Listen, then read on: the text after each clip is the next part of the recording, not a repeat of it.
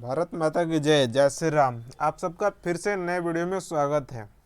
जैसे कि मैं पहले 3 वीडियो में गुरुजी जीवन प्रसंग, श्री गुरुजी जीवन प्रसंग के 3 खंडों को प्रकाशित कर चुका हूं। अब चौथे खंड में आ रहे हैं, चौथे पार्ट में है। अभी संकलन करता राधेश्याम बंका जी है। ये पूरा का पूरा जो पुस्तक है ये संकलन हुआ है, ये किसी को द्वारा लिखा नहीं गया है। ये यत्र तत्र बिखरे हुए पत्र पत्रिकाओं और न्यूज पत्रिकाओं के माध्यम से इसको इकट्ठा करके एक साथ इसमें एकत्रित किया गया है। आज हम लोग प्रकाशक के अपनी बात, यानी वो जो वक्तव्य रखना चाहते थे अपना किस मत से रखे हैं, ये आज के दिन आज इस वीडियो में रखेंगे। भव्य भवन निर्माण करने के लिए सुदृढ़ नींव अपरिहार्य है। कहने का अर्थ यह है कि पूरे बड़ी विशाल भवन बनाने के लिए उसके नींव में मजबूती जरूरी है। पूरे भवन को बनाने के लिए नींव में मजबूती जरूरी है। नींव को जितना ज़्यादा मजबूत रहेगा भवन उतना ही ज़्यादा मजबूत होगा। वैसे ही हमारा संघ परिवार रूपी एक भवन, संघ परिवार जो बना, उसकी नींव डालने में बीज रूपी बीज डाले डॉक्टर जी ने बीज डाला, और उसका नींव यानी भवन का नींव रखने में हमारे परम पूजनीय श्री गुरु जी का आशीर्वाद और उनका सुदृढ़ नींव और सुदृढ़ रूप से वो डाले हैं, इसलिए इतने बड़ी हमारी संगठन खड़ा हो पाई है, जिसमें आज हम लोग देख सकते हैं कि पूरे भारतवर्ष में सबसे बड़ी, भारतवर्ष नहीं सबसे विश्व के सबसे बड़ी स्वयंसेवी संगठन है, जो किसी के द्वारा नहीं, केवल और केवल अपने संगठन के व्यक्तियों के द्वारा ही संघ चलता है। ऐसा हमारे संघ में है। ऐसा नींव डालने वाले परम पूजनीय गुरुजी थे। विशाल राष्ट्र भवन का निर्माण असंख्य समर्पित व्यक्तियों के बलिदान तथा तिल तिल कर अपने को गलाने ही संभव है। विशाल राष्ट्र भवन यानी बड़े, इस संघ रूपी इतने बड़े विशाल राष्ट्र भवन का निर्माण तिल यानी हमारे व्यक्ति, हमारे स्वयंसेवक, हमारे कार्यकर्ता के बलिदान है, और उसमें अपने जीवन को गलाने के से ही संभव है। और हमारे प्रचारक और हमारे कार्यकर्ता ने इन अपने जीवन को पूरी तरह से इस संघ कार्य में गला दिया, जैसे कि गुरुजी ने जलाया, जैसे कि गुरुजी ने इस राष्ट्र कार्य के लिए, अपने संघ के कार्य के लिए अपने को उसके अंदर में गला दिया।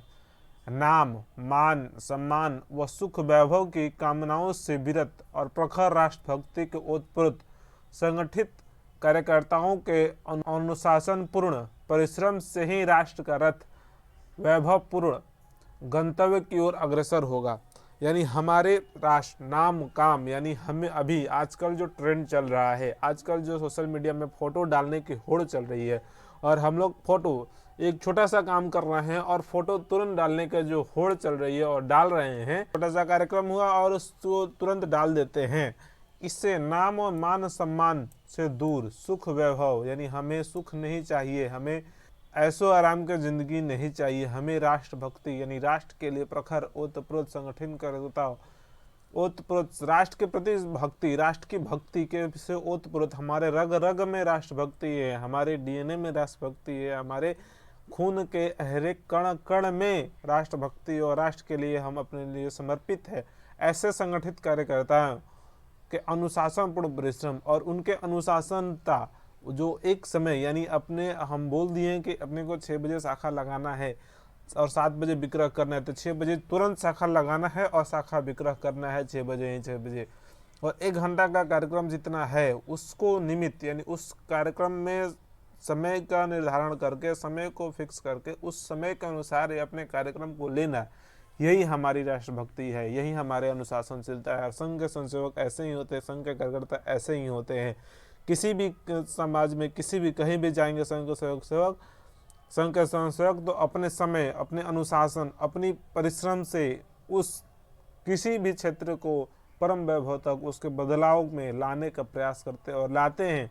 चाहे जिस क्षेत्र में जाएं संघ के स्वयंसेवक राष्ट्र कार्य करते हैं, और कर्म क्षेत्र में भी गए तो उसको वो बदलने का प्रयास करते हैं। ये राष्ट्र, ये हमारे स्वयंसेवक, संघ के स्वयंसेवक में ही संभव है।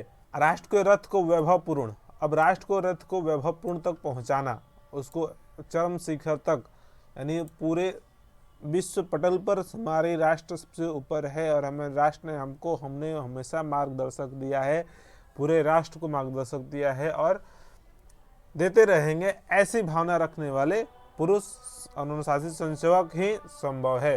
राष्ट्र में ऐसे बंधु कैसे प्राप्त होगा, और ये राष्ट्र में ऐसे बंधु, ऐसे स्वयंसेवक कैसे तैयार होंगे, कैसे मिलेंगे?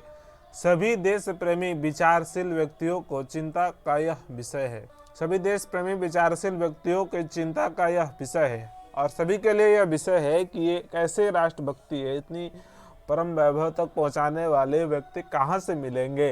ये सबके लिए चिंतन का विषय है। सभी क्षेत्रों में चिंतन का विषय है कि ऐसे सुदृढ़ कार्यकर्ता कहाँ से मिलेंगे, चाहे अनुसांगिक संगठन में हो और चाहे राजनीतिक संगठनों में हो। वो लोग भी चिंतित रहते हैं कि कहाँ से ऐसे कार्यकर्ता मिले जो संघ ऐसा कार्यकर्ता निर्माण करते रहते हैं, संसेवक निर्माण करता है, सभी जगह नहीं मिलते हैं। परम पूज्य श्री गुरु जी 33 वर्ष के अखंड अविरल साधना का यह प्रतिफल है।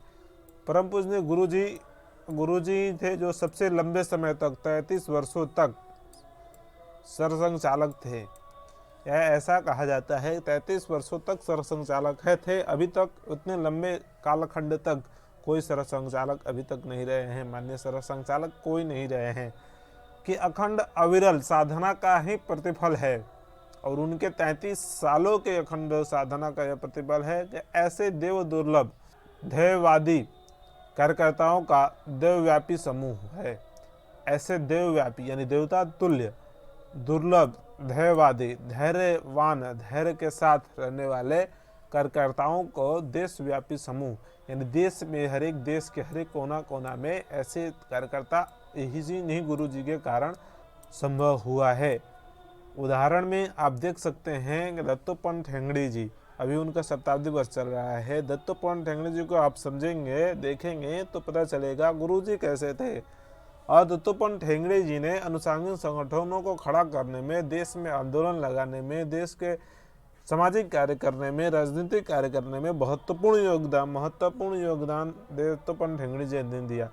अभी हाल ही में 2 या 3 वर्ष पहले नानाजी देशमुख को भारत रत्न से सम्मानित किया, जिन्होंने समाज में और ग्राम विकास, गांव को विकास कैसे हो ऐसा करके दिखाया। चित्रकूट में उनका बहुत बड़ा सामाजिक कार्य का उदाहरण वहाँ पर उपस्थित है। ऐसे श्रेष्ठ जीवन के असंख्य बोधप्रद प्रसंगों में से कुछ ही इस संग्रह में संग्रहित हो सका है। ऐसे महान व्यक्ति, ऐसे व्यक्तित्व के खरे, ऐसे धैर्यवान व्यक्ति का कुछ अंश ही इस पुस्तक में उपस्थित है। इस संग्रह में संकलित हो चुके जो उस समय साधना का अंतर्गत परिचय प्रदान करते थे। आशा है एक छोटा सा संकलन भी स्वर्ग वैभव संपन्न राष्ट्र निर्माण की आकांक्षा में रत बंधुओं को मार्गदर्शन, अधिक आत्मविश्वास से अग्रसर होने की प्रेरणा प्रदान करेगा। और हमें आशा है कि ऐसा करके मैं जो राष्ट्र के लिए कर रहे हैं स्वयंसेवक और राष्ट्र के प्रति जो भावना रखते हैं, उनके लिए एक अच्छा मार्गदर्शन का साधन यह पुस्तक बनेगा। और मेरा भी यह आग्रह है कि मैं आपको एक अच्छे स्वयंसेवक, अच्छे कार्यकर्ता बनने का इस वीडियो के माध्यम से, इस नए युग में नए परिवर्तन के साथ में जो मैं आपके लिए अवेलेबल करा रहा हूँ, आपके अंदर में कुछ प्रेरणा जगे। ये पुरानी पुस्तक है लेकिन आपके लिए नए युग में आपको उपस्थित करा रहा हूँ, जिससे कि आप में बदलाव आए, ऐसा मेरा मानना है। ये नए युग में नए चीज़ नए तरह से सबको आना पड़ता है। तो मैं भी एक संघ तरफ से, संघ के संसेवक के नाते यह प्रयास कर रहा हूँ कि इस नए युग में आपको इनका मार्गदर्शन यानी गुरु जी का मार्गदर्शन आपको मिले, ताकि आप तो गुरु जी को समझ सकें और गुरु जी को समझ के संघ को समझ सकें और संघ का कार्य करने में आपकी पूरी लगन लगी रहे। अभी भी यहाँ कुछ प्रसंग संग्रहित है, वहाँ अनेक बिखरे फैले हैं। कृपालु पाठकों से प्रोत्साहन का भविष्य में इस प्रकार का संकलन और भी संभव है, यानी ऐसा जो संकलन है आपको भी भविष्य में ऐसा मिल सकता है। ये आपके प्रकाशन का मत था। मेरा भी यह है कि ऐसा संकलन, ऐसे जो पुस्तक है मैं आपके लिए उपस्थित कराता रहूँगा, उसका साधारण से साधारण भाषा में मतलब समझा करके आपको इसका विश्लेषण करता रहूँगा इस हमारे चैनल के माध्यम से। इसी बात पर आपसे आग्रह है कि मेरे चैनल को सब्सक्राइब कीजिए और ज़्यादा से ज़्यादा लोगों तक शेयर कीजिए और सभी से सब्सक्राइब करवाइए। हमारे सभी स्वयंसेवकों से आग्रह है कि यह चैनल को सब्सक्राइब